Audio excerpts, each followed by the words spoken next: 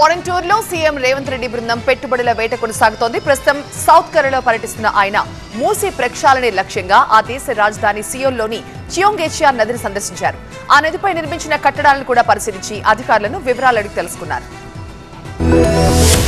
దక్షిణ కొరియాలో సీఎం రేవంత్ రెడ్డి బృందం పర్యటన కొనసాగుతోంది. 2 రోజుల టూర్ లో భాగంగా ఇవాళ కూడా దక్షిణ కొరియా రాజధాని సియోల్లోనే పర్యటించనున్నారు. సందర్భంగా పలు కీలక సమావేశాల్లో పాల్గొంటారు. ఇప్పటికే పలు కంపెనీల ప్రతినిధులతో సమావేశమయ్యారు సీఎం రేవంత్. ఇలా ఉంటే మూసీ నది ప్రక్షాళన టార్గెట్ గా పెట్టుకున్న సీఎం రేవంత్ దక్షిణ కొరియా రాజధాని సియోల్ నగరం నడిబొడ్డున ప్రవహించే చియోంగేచియా నదిని సందర్శించారు. సందర్భంగా నదీ పరిసరాలని సీఎం రేవంత్ రెడ్డితో పాటు ఆయనతో ఉన్న ప్రతినిధి బృందం పరిశీలించారు. హైదరాబాద్ మూసీ రివర్ ఫ్రంట్ ను అభివృద్ధి చేయాలన్న లక్ష్యంతో ఉన్న సీఎం రేవంత్ రెడ్డి సియోల్లోని చియోంగేచియా నదిని ప్రపంచ స్థాయి వాటర్ ఫ్రంట్ గా తీర్చిదిద్దిన తీరుతెన్నుల్ని క్షుణ్ణంగా తెలుసుకున్నారు. అలాగే ఆ నది సుందరీకరణ జరిగిన తీరుతెన్నుల్ని గమనించిన తర్వాత మూసీ రివర్ ఫ్రంట్ డెవలప్మెంట్ పై అనేక ఆలోచనలకు అవకాశం ఇచ్చిందన్నారు సీఎం రేవంత్. గతంలో దాదాపు 11 కిలోమీటర్ల మేర ఈ నది విపరీతమైన కలుషితాలతో నిండి ఉండేది. ఈ చియోంగేచియాంగ్ నదిని 2005 నుంచి పునరుద్ధరిస్తుండటంతో ప్రపంచవ్యాప్తంగా ప్రఖ్యాతిగాంచింది. ఎప్పటికప్పుడు పనుల్ని నిర్వహిస్తూ వరల్డ్ క్లాస్ రివర్ ఫ్రంట్ గా తీర్చిదిద్దుతోంది దక్షిణ కొరియా.